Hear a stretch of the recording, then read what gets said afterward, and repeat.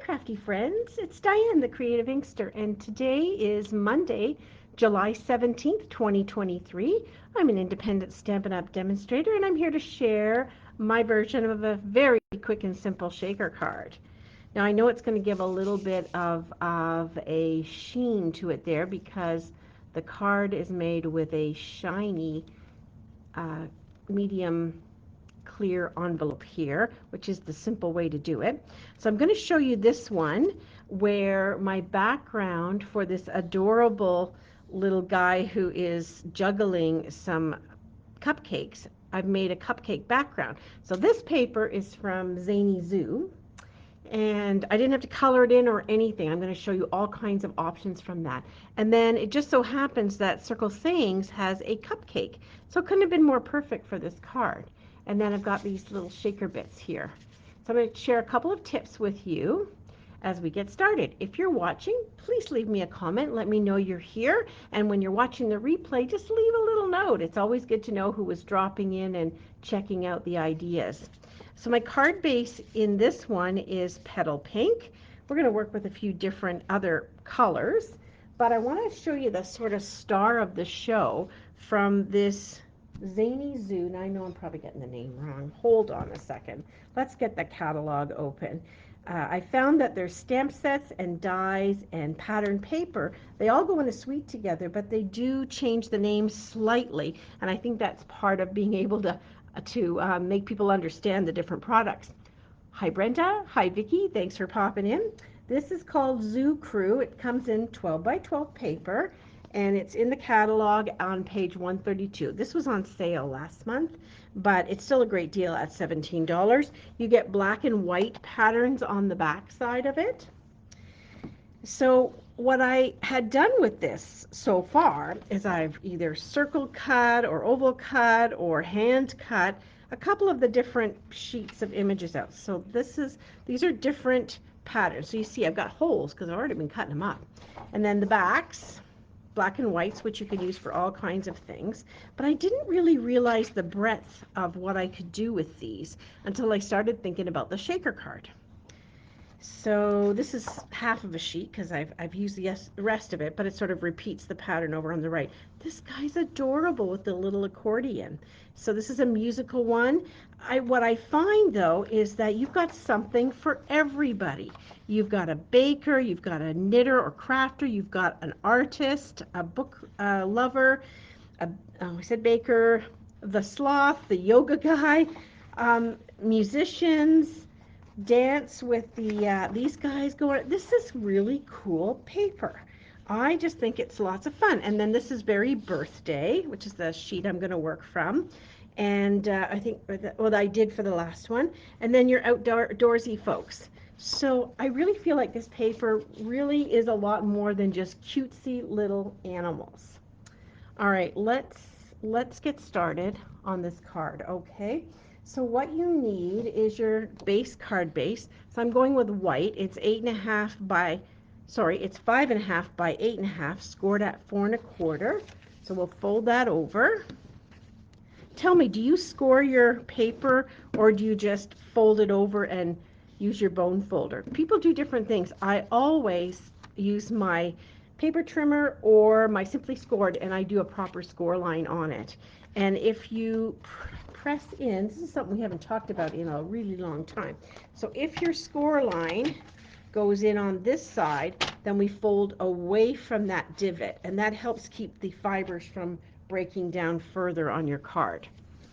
Just a thought. I've not had problems without a score line way in the past by just folding over and using my bone folder, but on the other orientation, the top opening, not so good. All right, we're going to set that aside. We need some pretty pattern paper. So this one is going to be a little different than the shaker card I did here. The shaker card here, I didn't really have any pattern paper that specifically went with this that wasn't going to take it over. I didn't want it to take away from my beautiful little embellishments going here. And of course I had this cute cupcake to work with. So I did a stamped layer. But typically I wanted to use some pattern paper. So we have this, it's 5 different colors in gingham pattern, same pattern, like each color has the same patterns in the 5 different colors. This is lemon lime twist, and there's berry burst, blueberry bushel, 2 more. One is a neutral, it's actually here, right here. What is it? It's called Glorious Gingham. Here they are. Lemon lime twist, pretty peacock, blueberry bushel, berry burst, and pecan pie. So really kind of nice for various everyday sort of patterns that you want to work with. So our DSP, we are going to cut to 3 3/4 by 5. So I'm going to cut to 5 inches first, and by doing that I'm going to have the longest piece here. If I cut it at 3 3/4, well, I guess it would have a long this way. It depends if it's directional or not, but I tend to cut the longer chunk off first. So that is at 5. So I can still use this scrap. Turn it sideways and cut it at 3 3/4. And I still have a piece left. You've seen my one sheet wonders, so you know that I do use up a 6 by 6 easily enough. We're also going to need a mat, and for this one I'm going to go with basic black because I think that just jumps off the page lovely without without taking away from the iridescent pieces we're going to put on there. All right, so these are our card pieces right here. I think we're good for the trimmer now, so we'll tuck that aside. And I already did a piece here for my focal point so I could put it in my photograph for today, but I'm going to show you how I did it. So I took this pattern here with the outdoorsy pictures. I did really like the marshmallow one and the butterflies. I thought that was cute. I'm going to go ahead and do another one of this guy down here, I think, or maybe a different one. So I grabbed some punches. So this is the 2-inch punch. This is the 1 3/4, and this is the 2 3/8, and that's how I came up with the 3 layers here. So my pattern paper I did with the 1 3/4. Will that work for the lion? I don't think so. I mean, even if I cut into the page, no, it's going to be too small. So let's do this little one here. It's just so cute. So what you'll find when you have this paper is you're going to have to cut into it in order to get into ones that are a little further up.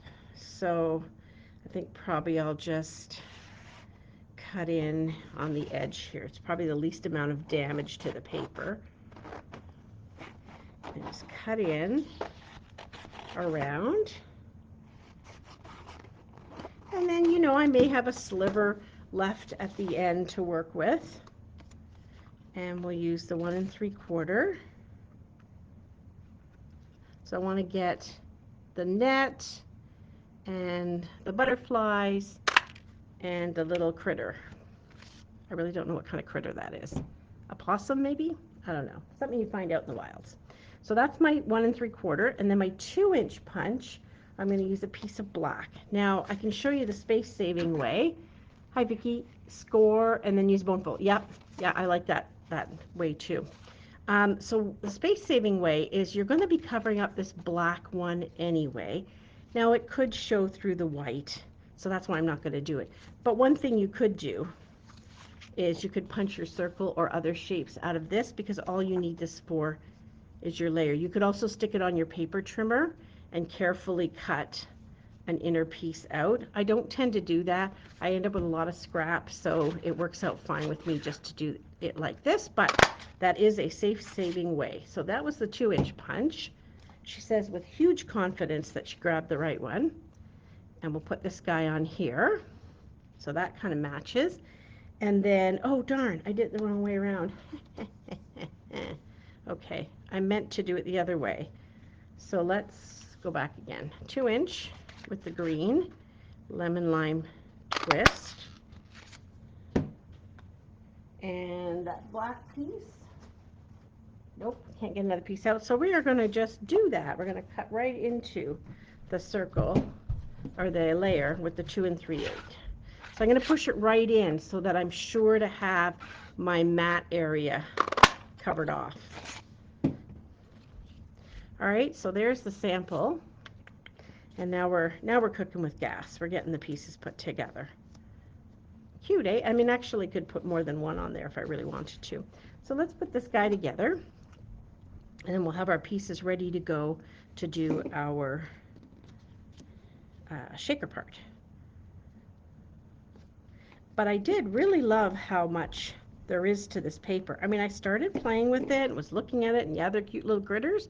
But then when I saw how many occupations or hobbies and interests that it covered, well, that was pretty cool.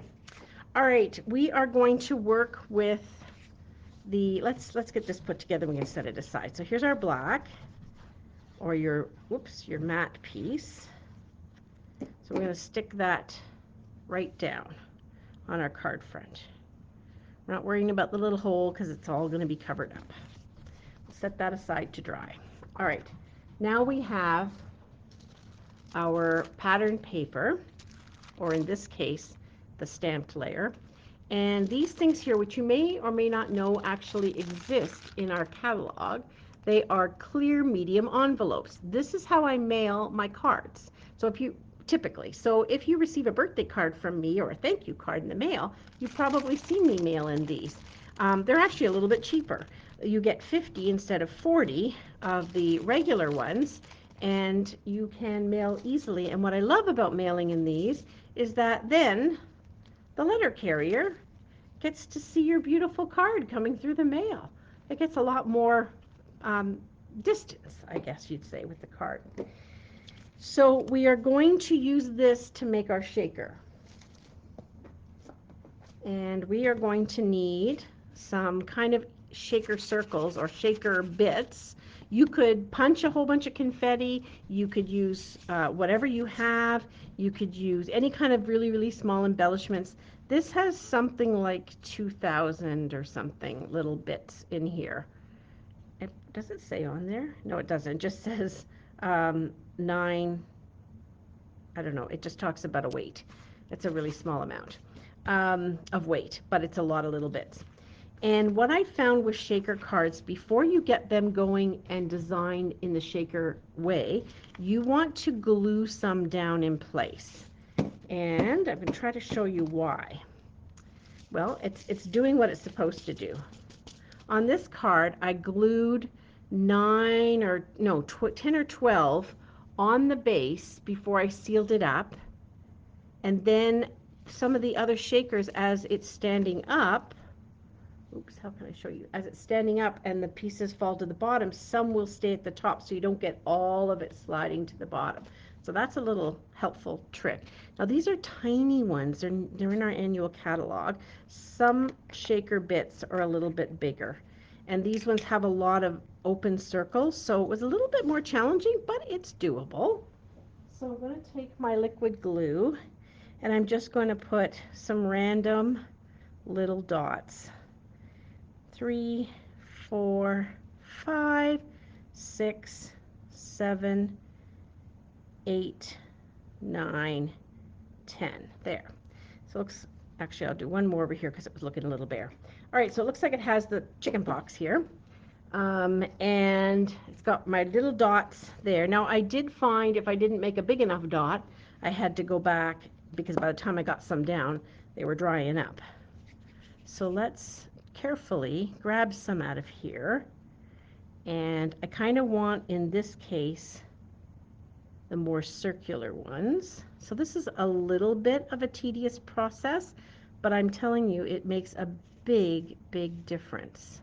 So I could take some and carefully, I don't trust myself. I'm a little clumsy, and if I'm going to spill something like it's going to go big. I'm really good at that. So here's two kind of, or actually three together, a bunch together. So I'm going to grab a bunch, and they have sort of that iridescent shininess to them. So it doesn't matter what side's up, they'll kind of take on the color of whatever's around them. And don't worry if, when you put them down, that a little bit of extra glue's there. This dries rather tacky, and so that's what made some of these stick around the ones that I glued down. So we'll get this guy down. That's a bit of a big blob there, Diane. That's okay. No one is looking at this ultimately too carefully. We have a fine tip glue pen as well, and I'll be honest, it's not my favorite tool. I find that I have difficulty getting the lid back on. Okay, this one's stuck. And so I prefer the liquid glue here, even though I have to squeeze it off my fingers a little bit. That's okay. Okay, and here's one more that's sort of the yellowy kind of look, or I guess it's more the petal pink. There we go, and we're going to let this dry a little bit before we stick all of our shaker bits in.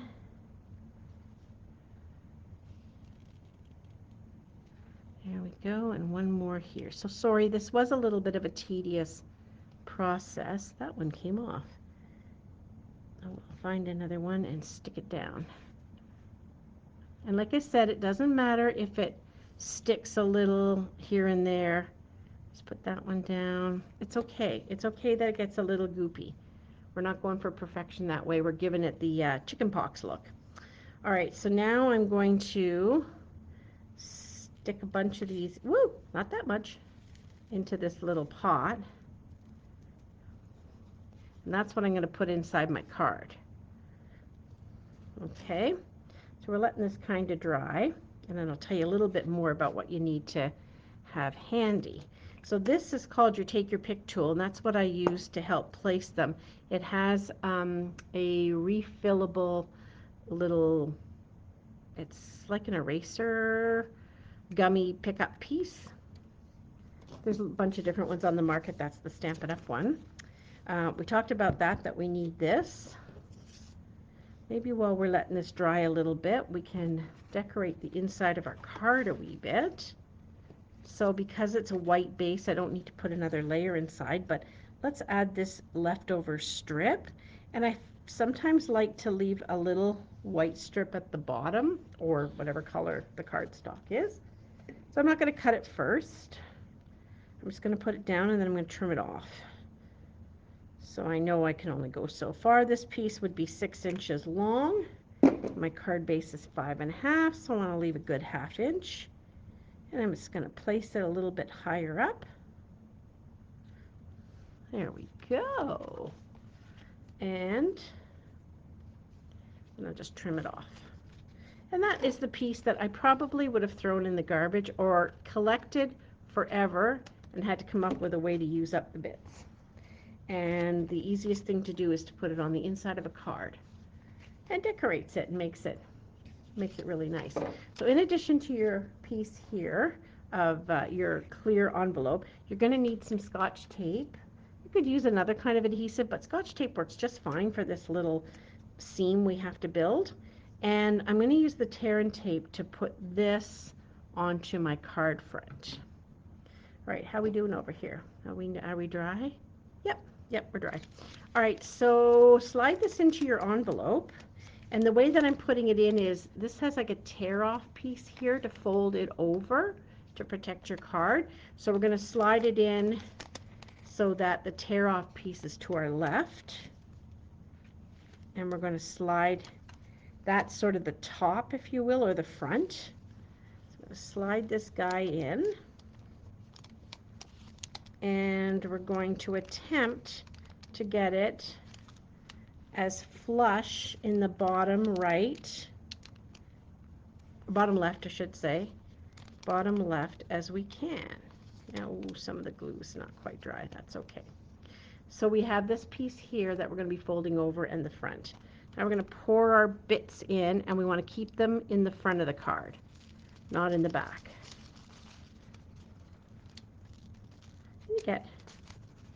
There we go.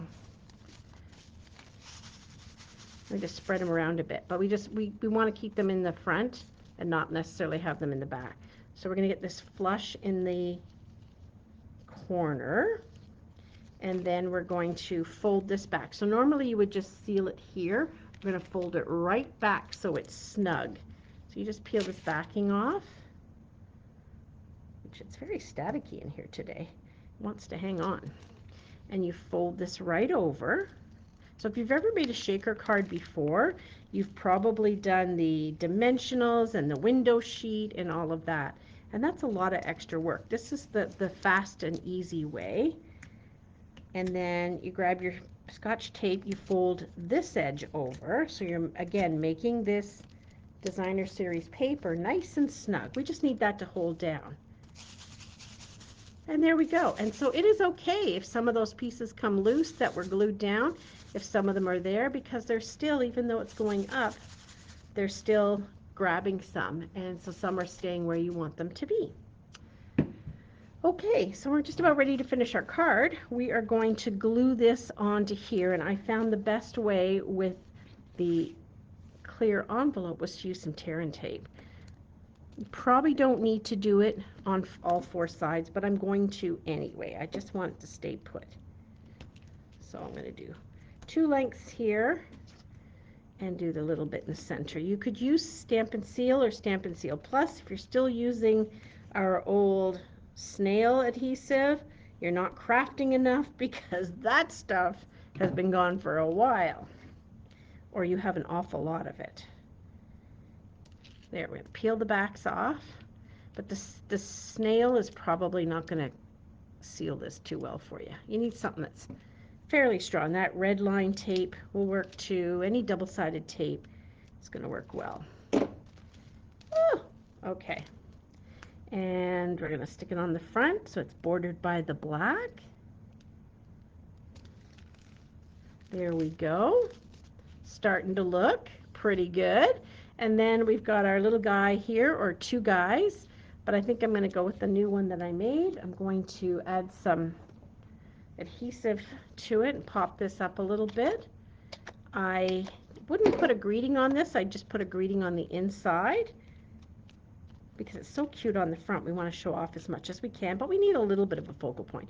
Another way to do this that I was watching online was to wrap ribbon around it and then just cut out a flower. So depending on what your reason is for the shaker card, I'm going to mail these to my grandson actually. I think he will think it's so cute, even already. So then you just press that down there, that'll stick nicely, and we got a shaker card. So that is my quick and simple shaker card idea. Thanks for watching that. I want to show you really quickly, if you're interested in coming to a class, this is my August monthly card class. It's $25. You make 6, so you make 3 of each, 2 of each of these 3 cards. And all the supplies are provided for you. Everything is pretty much cut and ready to go. You can do it as a kit to go as well. If you do that, you need to provide your own stamps, blocks, and inks, but the paper will be cut. These would be punched for you. And this neat happy birthday, I think we did this type of layout a few weeks ago and sort of kind of incorporated it into a masculine card.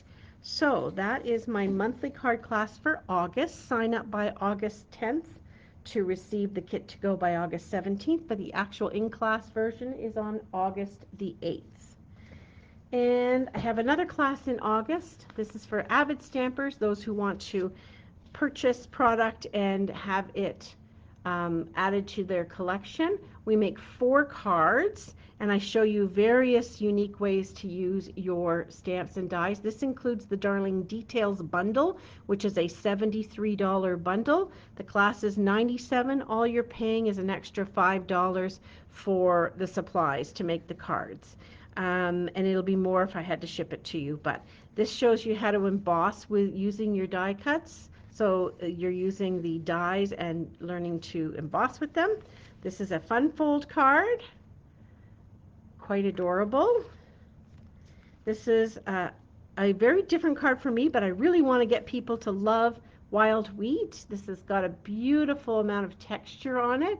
It just makes a beautiful, gorgeous card with the hello there greeting. It can be suitable for any occasion. And another fun fold card that pops up. Actually, if we go this way, pops up like that. And it also stands up nicely on the table. So a fun card to be sure. So this class is $97. It includes the bundle plus all the supplies and instruction to make this the cards in class or at home, where you'd have to provide the stamps, inks, and blocks. We're going to do some embossing on this too. All right, thanks for watching. I will be back here on Wednesday, possibly live, possibly it may be a video, depending on how the day goes. And I wish you all the best. Thanks for watching. Bye for now.